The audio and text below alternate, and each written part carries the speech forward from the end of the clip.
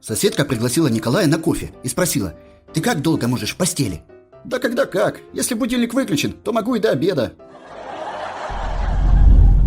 Мужик жалуется: Клопы в диване достали. «А вы пробовали диван на мороз выносить?» Пробовал. Они его назад заносят. Рассказ туриста, побывавшего на сафари. Когда меня встретил лев, то он меня не тронул. Наверное, подумал, что я слон. С чего ты взял? Я навалял такую же кучу. Парень в баре спрашивает у девушки, сидящей за соседним столом: «Девушка, зачем вы носите чулки в крупную сетку?» «Затем, чтобы мелкая рыба не ловилась». Одна подруга спрашивает другую: «Ну и как первый обед молодому мужу?» «Нормально, завтра выпишут». Теща посреди ночи пробралась в комнату к молодым, аккуратно просунула свою руку зятю в трусы и шепчет ему на ухо: «Помоги мне, у меня все течет». А почему я? Позвонили бы в ЖЭК, вызвали бы сантехника-специалиста. У вас муж есть в конце концов. Какие же они специалисты? Они там от пьянки давно все импотентами стали.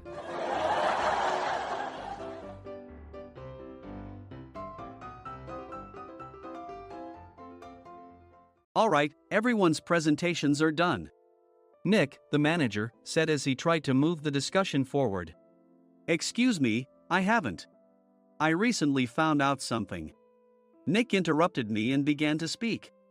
There's apparently someone in this department who didn't graduate high school and is just a part-timer. Meetings should be for employees only. Absolutely right. His lackey, Mike, of course, agreed with Nick. I'm leaving.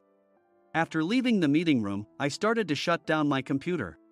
I noticed that an email had arrived, not in my personal inbox, but in the company's shared email. Thinking, there's no point in speaking up, no one will listen, I went home quietly. The next day, I heard a commotion from Nick's desk. He was staring at his computer screen, his face pale. Nick? Is something wrong? Mike looked at the screen with him. And he turned even paler than Nick. Why is he so angry? Knowing the reason for Mike's distress, I thought to myself, serves them right. My name is Adam. My mother passed away when I was in the 9th grade, and I was raised by my father. Well, you could hardly call it being raised. After my mother passed, my father changed. He drowned his sorrows in alcohol, and though he still went to work, he squandered our living expenses on horse racing. Because of that, I had to start working part-time as soon as I entered high school. Every month, I went to the convenience store with bills in hand that couldn't be auto-deducted from my father's account. Even though I endured it because I didn't want to be alone, I reached my limit in my second year of high school and dropped out. I found a live-in job at a distant inn. Thank you for everything. The day I left home, my father, still staring at the TV, spoke. Take care. That was our last conversation. Back then, 18 wasn't the age of majority, so I needed my father's permission to work, and I couldn't hide my place of employment. Yet, my father never visited me even once. I kept working just to survive, and before I knew it, I was 42. Years of hard work paid off, and I was transferred to the headquarters. I was thrilled to be recognized by the company, as I thought I'd be working in the field until retirement due to my lack of formal education. Listen up. Our work can change the future of our employees. Don't drag us down.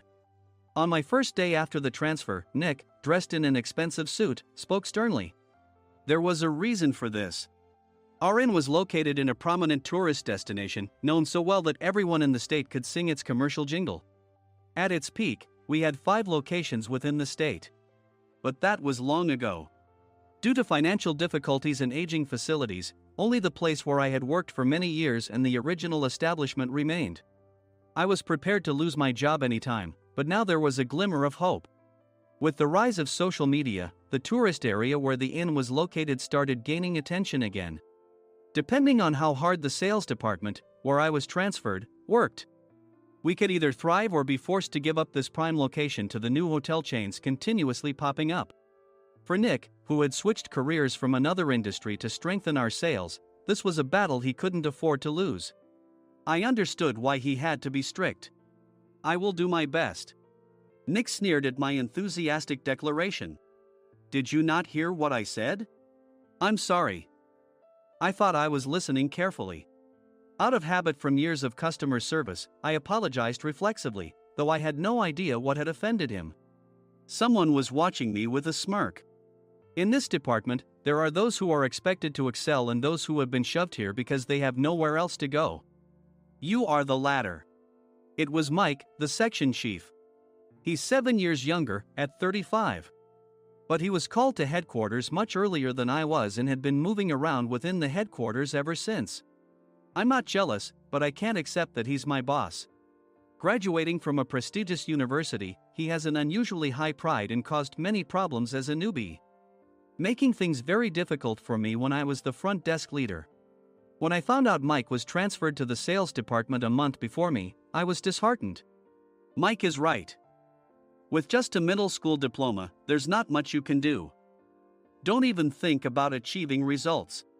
As if I didn't exist, Nick remarked, "I'm thirsty." Mike eagerly ran to the coffee maker. It seems Mike is Nick's lackey. I regretted being happy about my transfer to headquarters, wishing I had stayed on site forever. Send a direct mail to every company on this list by the end of the day. Nick only assigned me tasks that even a new graduate could handle. What? There are over 1,000 companies. You want me to send to all of them by today? Yes, if you and your fellow misfits split the work, even those with nowhere else to go should finish by today. I glanced at the employees typing away expressionlessly. They were worn out from customer service, only thinking about leaving on time, or were women reassigned after having children, with zero motivation for work. Even Sam, a new graduate from the same university as Mike, who was supposed to be among the expected achievers, had no enthusiasm for the job, having joined the company wanting to do customer service. "I don't care what they say, I plan to quit anytime," he said.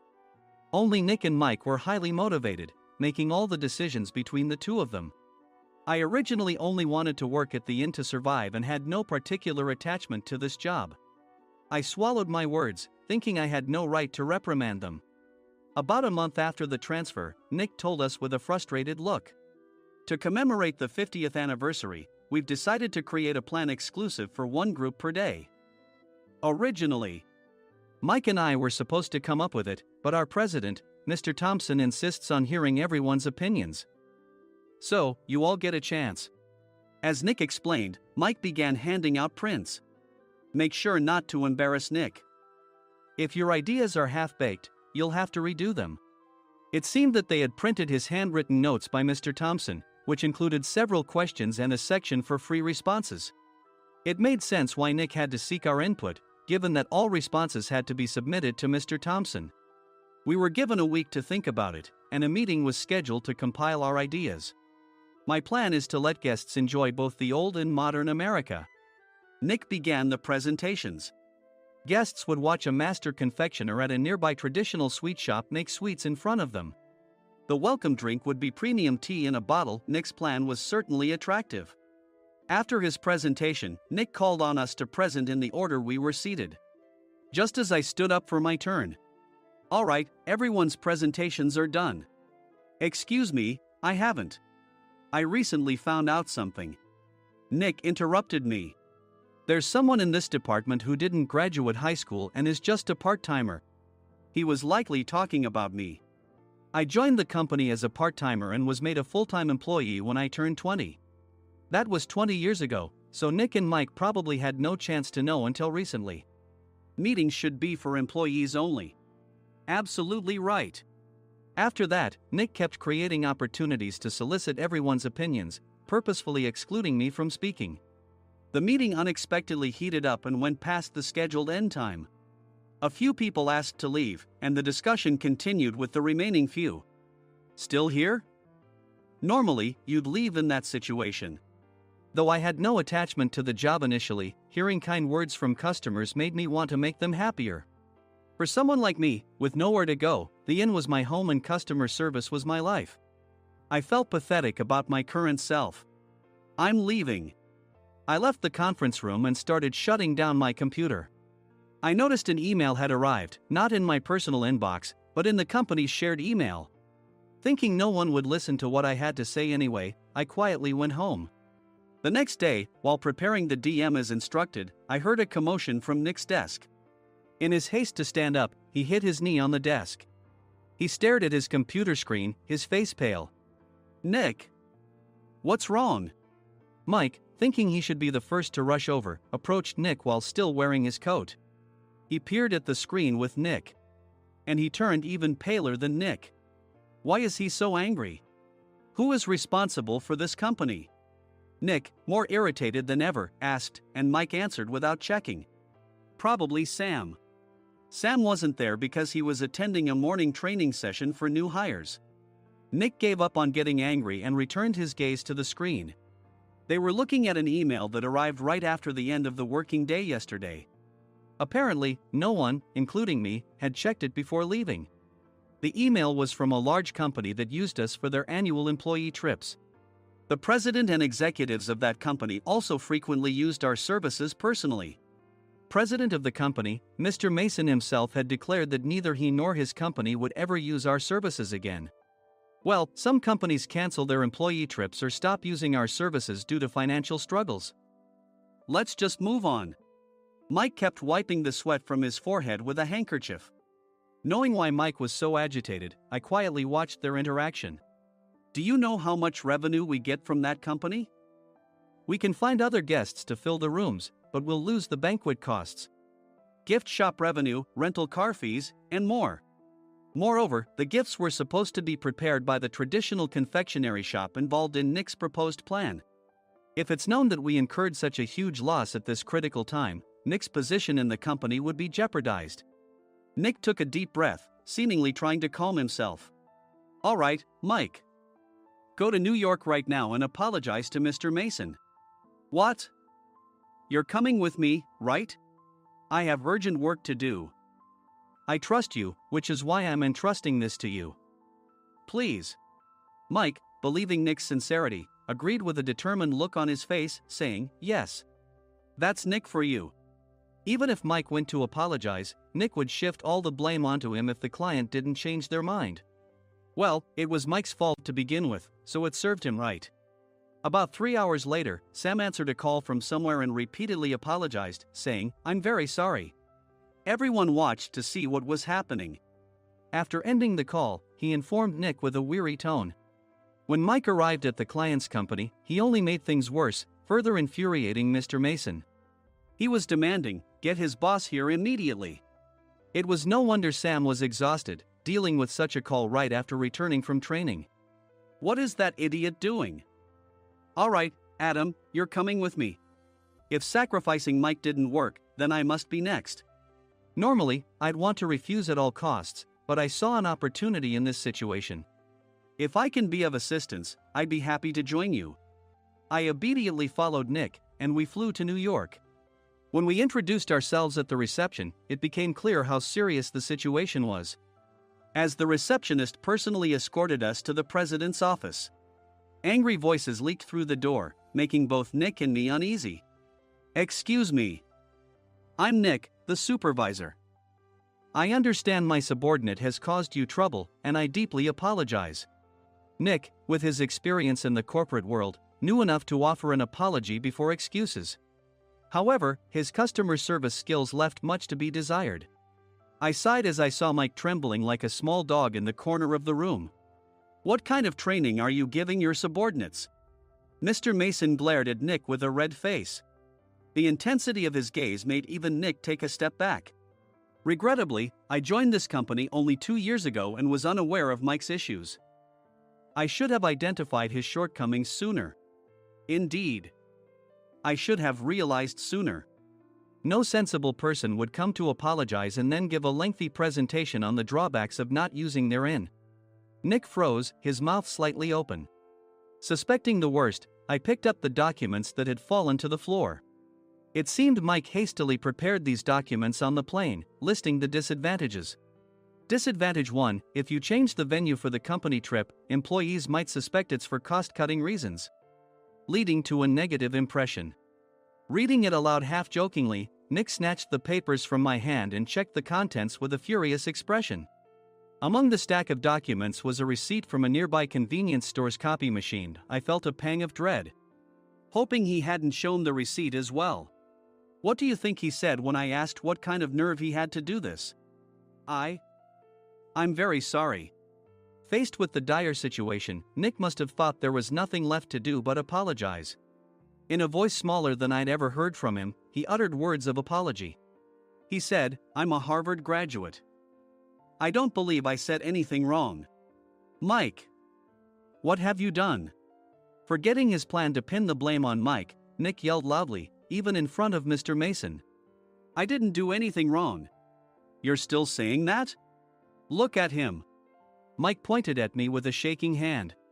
"I was assigned to headquarters in my 20s and now I'm a section chief. This guy only made it to headquarters at 42. Everything I've done proves I was right. So why are we losing the contract?" Having said his piece, Mike collapsed to the floor. "Of course. You were sent there because you had nowhere else to go." Mike never expected to hear such words from someone he looked down upon. He lunged at me, and Nick hurriedly stepped in to stop him. "Mr. Thompson told me Mike is a quick thinker, and to take good care of him." There's no way he was pushed aside. "Don't make things worse here. He didn't say quick thinker, he said only quick-witted, didn't he?" I don't remember that part. I recalled the many troubles Mike caused when he was a newbie.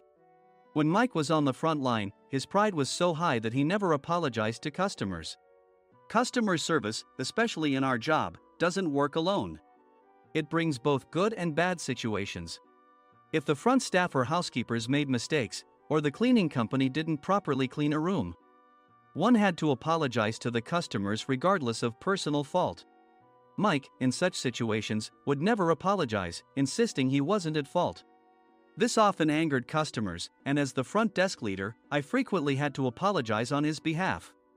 He caused complaints and disrupted operations, which is why he was quickly moved to headquarters. In departments where he didn't interact directly with customers, his quick thinking was beneficial and things went well. But it seemed his flaws were starting to show. Corporate reservations are supposed to be entered into the system by the sales representative. But a quick check yesterday revealed that more than 10 items were missing from the client's reservation. The handover document clearly stated what needed to be prepared. Why didn't you enter it into the system? Why do we have to give them special treatment? Filling rooms near the banquet hall, setting up all the food in advance.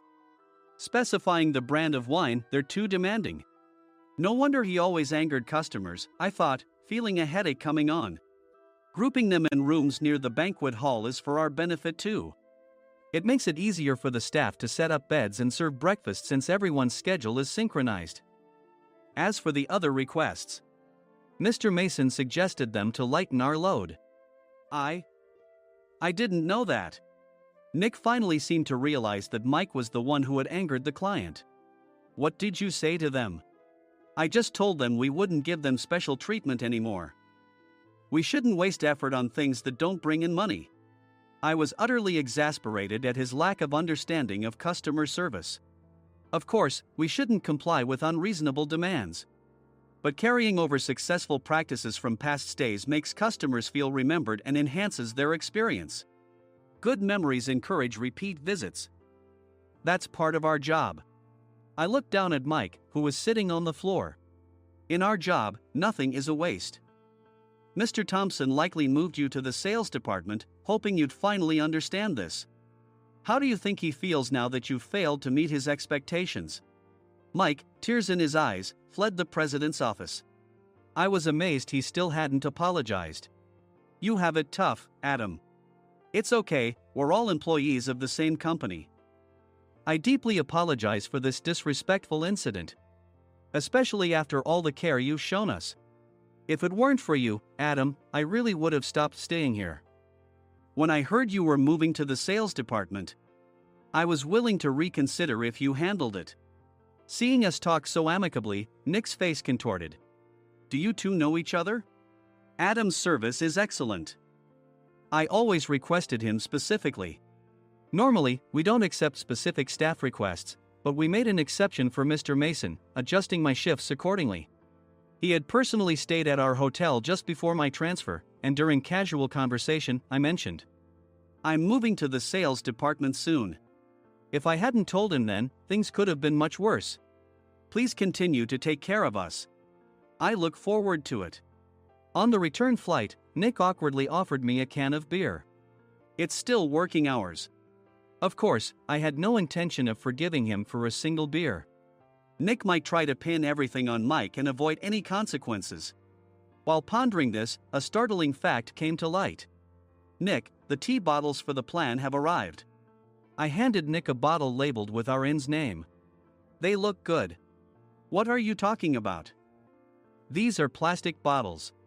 I had assumed we would use the trendy, high-end bottling tea. But what arrived were ordinary plastic bottles of tea with customized labels. The only unique aspect was the label, which had the inn's name, making it look customized. Upon further investigation, I discovered that a substantial amount of money was set to be paid to the tea company. It was priced like bottling tea. Does this plastic bottle really cost $100 each? The tea inside is specially blended for us. The extra cost is for that. Wouldn't it be better to use another tea company? Or is there a specific reason we must use this one? As Nick continued to make excuses, I showed him a printed email. I informed the tea company's president, Mr. Mitchell, that we discovered irregular payments and he confessed. He said you two were high school classmates and planned to split the extra money. That idiot. Why did he confess? That's not important. You should worry about yourself, this could turn into a police matter. Opening the bottle cap, I suggested. How about calming down with this tea? It supposedly has a relaxing effect. Nick drank the tea frantically. In the following days, decisions were made about their fates.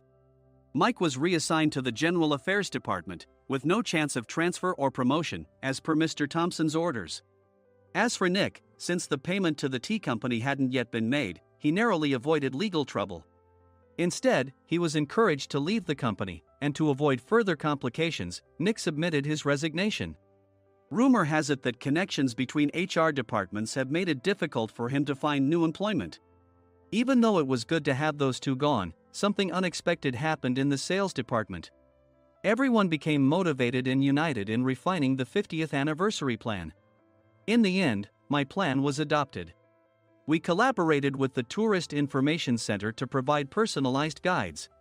The plan, tailored to the number of guests, was truly special for the 50th anniversary. Hey, is Adam's family coming to stay? I immediately booked that special plan for my family. Sam noticed it on the reservation list and quickly picked up on it. Yes, I'm inviting my father. That's great. I might invite my parents too. I lacked the courage to face my father just as Adam. But here, with the confidence Mr. Mason praised, I felt ready. The 50th anniversary plan was a perfect opportunity to reconnect with my father. I hoped to bring back the days when we could laugh together as we once did.